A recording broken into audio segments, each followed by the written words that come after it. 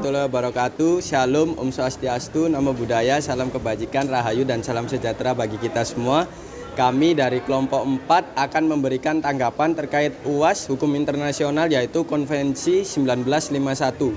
Sebelum memasuki tahap pembahasan, izinkan kami kelompok untuk memperkenalkan diri kami terlebih dahulu. Perkenalkan, nama saya Saskia Nabila Miranda, NIM 131220021. Perkenalkan, nama saya Sazaul Agusti Kurnia, NIM 131220200. Perkenalkan, nama saya Maliano Gelang Ramadana, NIM 13122000076.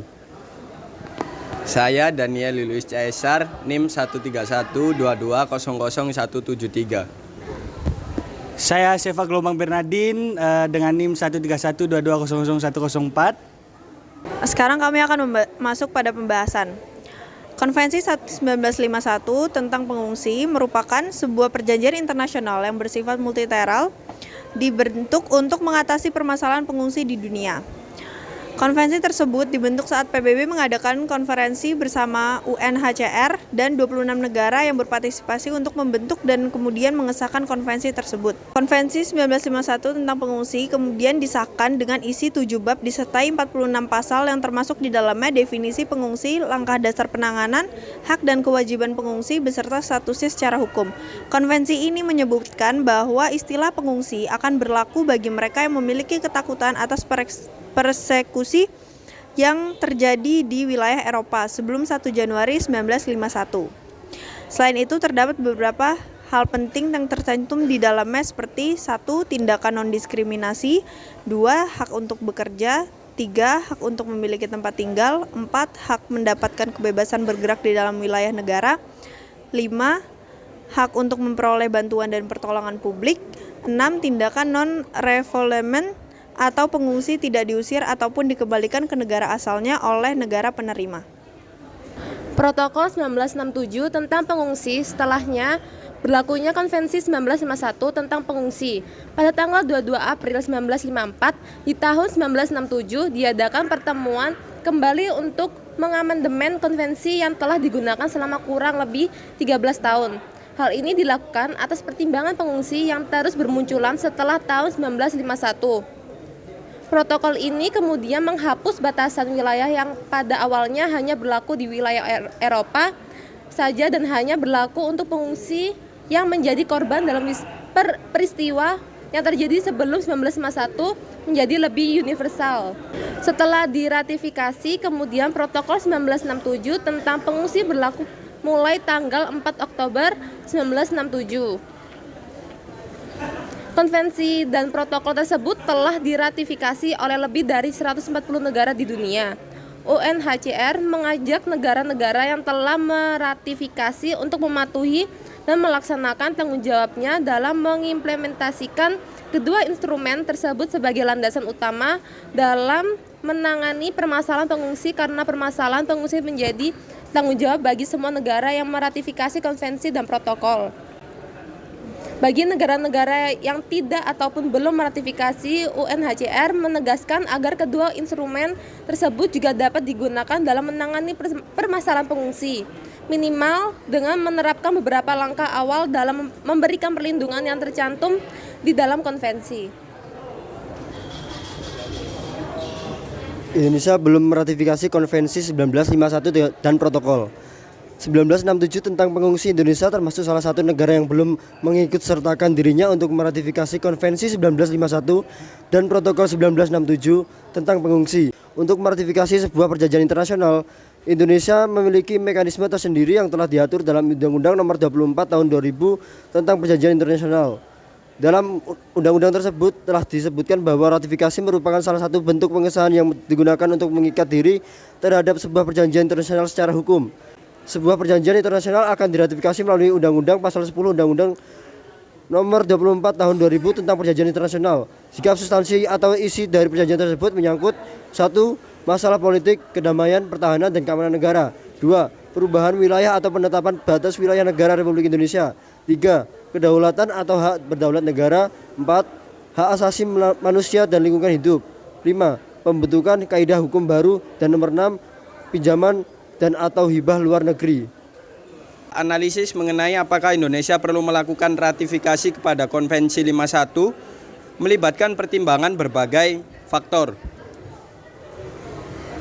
Beberapa poin yang dapat dipertimbangkan adalah yang pertama, perlindungan hak asasi manusia. Ratifikasi Konvensi 51 dapat memperkuat perlindungan hak asasi manusia pengungsi di Indonesia. Konvensi ini menetapkan standar minimum yang harus dipenuhi oleh negara-negara dalam memperlakukan pengungsi, termasuk hak untuk tidak dipulangkan ke negara asal yang mengancam nyawa atau kebebasan mereka. Yang kedua, kerjasama internasional, yaitu ratifikasi Konvensi 51 dapat meningkatkan kerjasama Indonesia dengan negara-negara lain dalam menangani isu pengungsi. Dengan menjadi pihak dalam konvensi ini, Indonesia dapat berpartisipasi dalam forum internasional yang membahas masalah pengungsi dan berbagai pengalaman serta pengetahuan dengan negara-negara lain. Namun ada juga beberapa pertimbangan yang perlu diperhatikan sebelum melakukan ratifikasi. Yang pertama adalah kapasitas dan sumber daya. Indonesia perlu mempertimbangkan kapasitas dan sumber daya yang tersedia untuk melaksanakan ketentuan Konvensi 51. Ratifikasi konvensi ini akan mengharuskan Indonesia untuk mengadopsi undang-undang dan kebijakan yang sesuai serta menyediakan sarana dan prasarana yang memadai untuk melindungi dan memberikan bantuan kepada pengungsi. Yang kedua adalah konteks regional. Indonesia perlu mempertimbangkan konteks regional dalam mengambil keputusan ratifikasi. Ada perluasan diskusi mengenai kerangka kerja rasional seperti Konvensi Pengungsi ASEAN atau kerangka kerja penanganan pengungsi Rohingya yang juga relevan dalam konteks Asia Tenggara. Dan yang ketiga adalah keamanan nasional. Ratifikasi Konvensi 51 juga harus mempertimbangkan keamanan nasional. Indonesia perlu memastikan bahwa proses pengungsi tidak disalahgunakan oleh pihak-pihak yang berpotensi membahayakan keamanan negara. Analisis mengenai apakah Indonesia perlu ratifikasi Konvensi 51 membutuhkan kajian mendalam dan melibatkan berbagai pemangku kepentingan termasuk pemerintah, masyarakat sipil, dan pengungsi itu sendiri. Keputusan ratifikasi harus didasarkan pada evaluasi yang komprehensif dan mempertimbangkan kepentingan semua pihak yang terlibat. Ada beberapa alasan mengapa kelompok kami tidak setuju mengenai topik yang dipaparkan. Yang pertama adalah alasan kepadatan penduduk di Indonesia.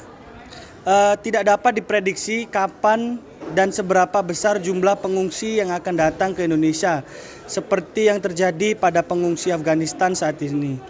Indonesia sendiri tidak dapat membatasi ataupun melarang mereka yang akan masuk karena Indonesia sangat menghormati hak asasi manusia.